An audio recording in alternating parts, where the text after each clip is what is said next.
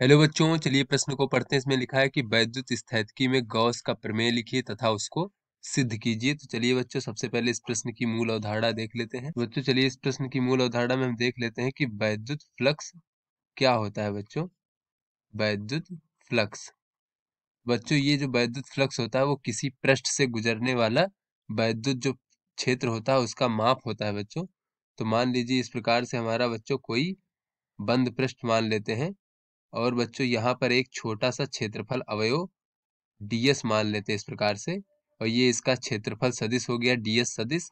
और इस बिंदु पर बच्चों अगर हम वैद्युत क्षेत्र की तीव्रता E सदिश मान ले बच्चों, तो इस क्षेत्रफल अवयव से गुजरने वाला जो बच्चों वैद्युत फ्लक्स होगा उसको हम इस प्रकार से कह सकते हैं कि ई सदिश और बच्चों ये क्षेत्रफल सदिश, इन दोनों सदिशों का अदिश गुणनफल।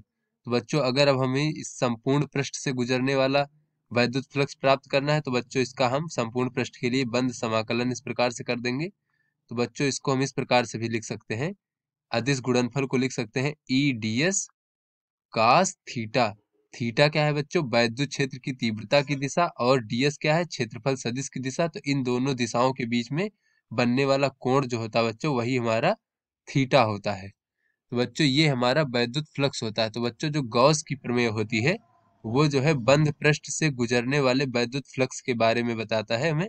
तो चलिए बच्चों हल करते हैं इस प्रश्न को और देखते हैं कि गॉस की प्रमेय क्या कहती है इस बंद पृष्ठ से गुजरने वाले वैद्युत फ्लक्स के बारे में। तो चलिए बच्चों देख लेते हैं गॉस का प्रमेय। बच्चों गॉस का प्रमेय ये कहता है किसी बंद पृष्ठ से गुजरने वाले, किसी बंद पृष्ठ से गुजरने वाला कुल वैद्युत फ्लक्स का मान, कुल वैद्युत फ्लक्स का मान जो होता है बच्चों उस बंद पृष्ठ से परिबद्ध,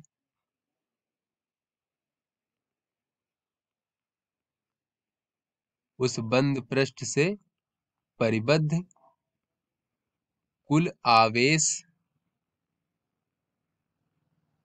आवेश का 1/ε0 गुना होता है। बच्चों ये हमारा गॉस की प्रमेय होती है।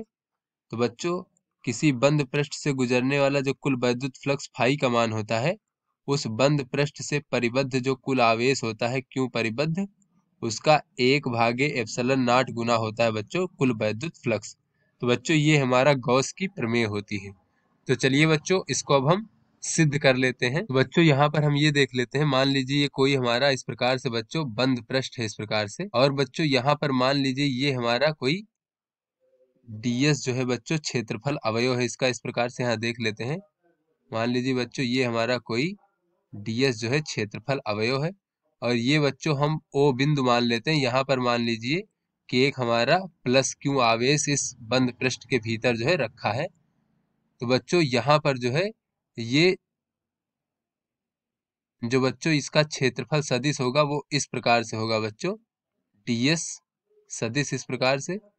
और बच्चों इस बिंदु आवेश के कारण यहाँ पर वैद्युत क्षेत्र की तीव्रता मान लीजिए बच्चों इस दिशा में इस प्रकार से है वैद्युत क्षेत्र की तीव्रता। और बच्चों यहाँ से जो है इस बिंदु आवेश की दूरी को हम r मान लेते हैं। तो बच्चों इस प्रकार से ये क्षेत्रफल अवयव बहुत छोटा है, तो ये दूरियां भी r के बराबर ही होंगी। तो ऐसे में बच्चों ये मान लीजिए कि ये क्षेत्रफल सदिश और ये वैद्युत क्षेत्र की तीव्रता, इन दोनों के बीच में बच्चों थीटा कोण बन रहा है, ये मान लेते हैं। तो बच्चों यहाँ पर डीएस क्षेत्रफल अवयव से गुजरने वाला वैद्युत फ्लक्स देख लेते हैं बच्चों, गुजरने वाला वैद्युत फ्लक्स। तो बच्चों ये हमारा छोटा क्षेत्रफल अवयव है, तो यहाँ से गुजरने वाला वैद्युत फ्लक्स को हम डी फाई मान लेते हैं इस प्रकार से। और डी फाई बराबर क्या हो जाएगा बच्चों, जैसा कि हमने मूल अवधारणा में देखा इस प्रकार से। तो बच्चों ये हमारा हो जाएगा ई डॉट डीएस, यानी कि बच्चों वैद्युत क्षेत्र की तीव्रता और डीएस सदिश दोनों का अदिश गुणनफल। तो बच्चों ये हमारा हो जाएगा ई डीएस कास थीटा, ये बच्चों हमारा डी फाई हो जाएगा। तो यहाँ से बच्चों अगर हम देखें तो अगर हम वैद्युत क्षेत्र का मान रख दें बच्चों डी फाई बराबर हो जाएगा, तो एक बिंदु आवेश के कारण r दूरी पर वैद्युत क्षेत्र की तीव्रता क्या होती है, वो होती है 1/4 पाई एप्सिलॉन नॉट और q भागे दूरी r का वर्ग। फिर बच्चों यहाँ पे हमारा हो जाएगा ds cos थीटा। और बच्चों अगर ये बच्चों क्षेत्रफल अवयव जो है हमारा, इसके कारण इस O बिंदु पर जो अंतरित घन कोण है बच्चों, इसको हम डी ओमेगा मान ले, तो ये डी ओमेगा बराबर हो जाएगा हमारा ds cos थीटा भागे बच्चों दूरी r का वर्ग।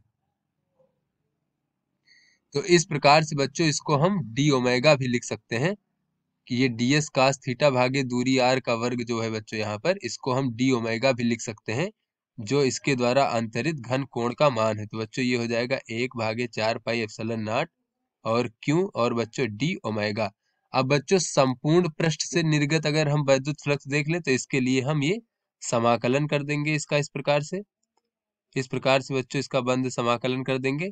तो बच्चों ये हो जाएगा हमारा संपूर्ण पृष्ठ से निर्गत वैद्युत फ्लक्स फाई, और बच्चों ये क्यू भागे 4 पाई एप्सिलॉन नॉट, तो बच्चों नियत है तो ये बाहर आ जाएगा और ये हमारा हो जाएगा बच्चों डी ओमेगा।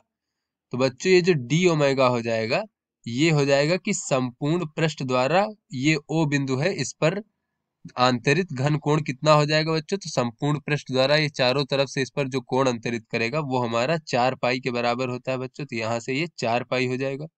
तो बच्चों ये 4 पाई से 4 पाई कट जाएगा और ये हमारा बचेगा क्यू भागे एप्सिलॉन नॉट। तो यहाँ से बच्चों में दिख गया कि संपूर्ण पृष्ठ से निर्गत जो वैद्युत फ्लक्स का मान है बच्चों, वो उस पृष्ठ से परिबद्ध, तो बच्चों इसको हम क्यू परिबद्ध भी लिख सकते हैं, क्योंकि ये आवेश जो है इस पृष्ठ के भीतर परिबद्ध है और भागे एप्सिलॉन नॉट के बराबर होता है बच्चों। तो यही हमारी गॉस की प्रमेय होती है। और यहाँ से बच्चों ये हमारा सिद्ध हो गया कि किसी बंद पृष्ठ से निर्गत जो वैद्युत फ्लक्स होता है वो उस पृष्ठ से परिबद्ध आवेश का 1/एप्सिलॉन नॉट गुना होता है। तो आशा करते हैं बच्चों ये आपको समझ में आ गया होगा। धन्यवाद।